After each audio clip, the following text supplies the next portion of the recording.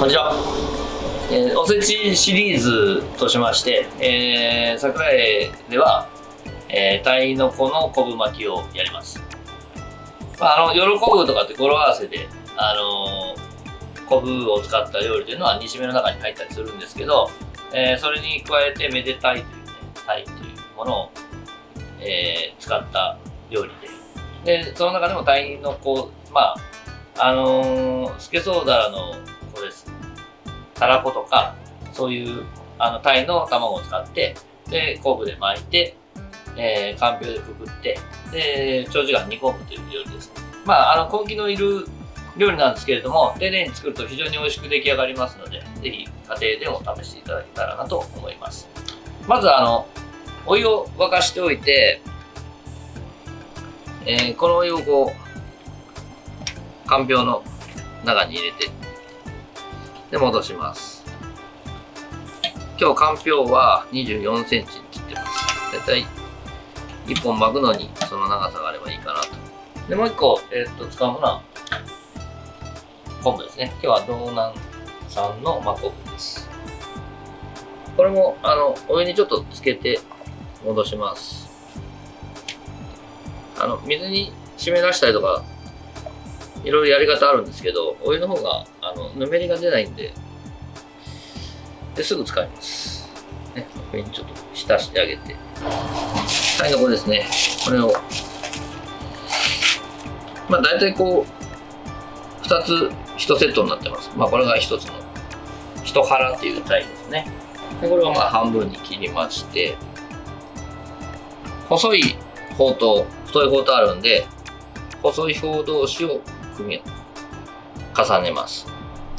で、これでこう巻いていくんです。手前にしっかりとこう絞りながら巻いていくと。巻きましたら、これを、かんぴょうで巻いていきます。これはあんまりこうぎゅうぎゅうにしない方がいいんですよね。きつく縛りすぎると今度昆布が戻ってくるんで、炊いてる間にこう大きくなるんですね。だからそれに耐えきれなくなってしまうので、できるだけこう緩やかに巻いてください。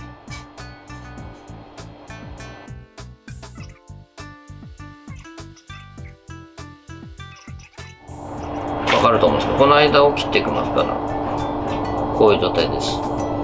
こういう状態に巻き上げます。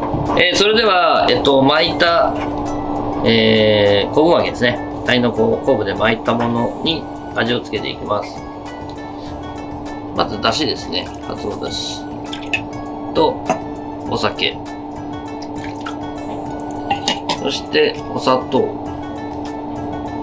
と、みりん。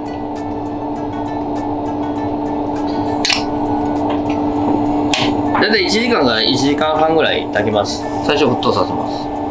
で、こんなキッチンペーパーを、鍋のサイズに切って、でこれを落とし蓋にしてますね。何回かこう煮詰まる作業と水を足す作業を繰り返してください。最初の合わせただしからどんどんこう水分が減ってきます。でまた水を足します。でまた減ってきますと繰り返して、で1時間ぐらい茹でて、昆布が柔らかくなってきましたっていう状態で醤油入れます。ある程度昆布がしっかり柔らかくなってから入れてください。でこれ柔らかくしてから、煮汁をちょっとずつかけたり、昆布をひっくり返したりしながら、もうさらに30分ほど炊きます。全部の過程で1時間半ぐらいですかね。昆布の状態にもよるんですけど、時間かけてしっかり炊いた方が美味しく仕上がりますので。で、この状態で最後、煮汁がなくなるまで、ひっくり返したり、煮汁をかけながらして詰めていきます。お醤油を入れてさらに煮詰めて、約30分ぐらい、汁気がなくなるまで完全に煮詰めてしまうんですね。そういう状態でこうかけながらちょっとこう照りつけて完全に冷まします。完全に煮詰めます。この泡が出てくる状態ぐらいで、この状態にしておいて、で冷まします。しっかりと冷まします。バットにあけまして、でこの状態で冷まして、でしっかり冷めたら切り出していきます。冷めないとちょっと切りにくいですからね。冷めましたので、これを切って盛り付けていきます。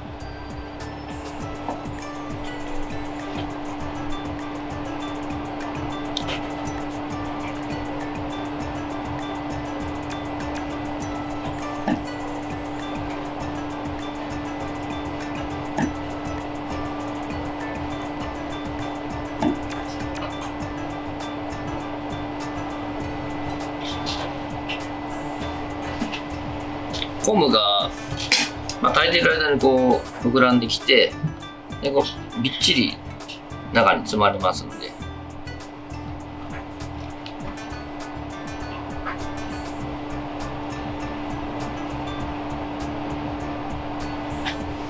縁起物でもありますし、見栄えも非常に綺麗です。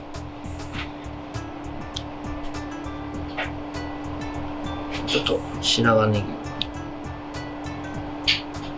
三つ葉とあえたものね、これをのせまして、これで完成です。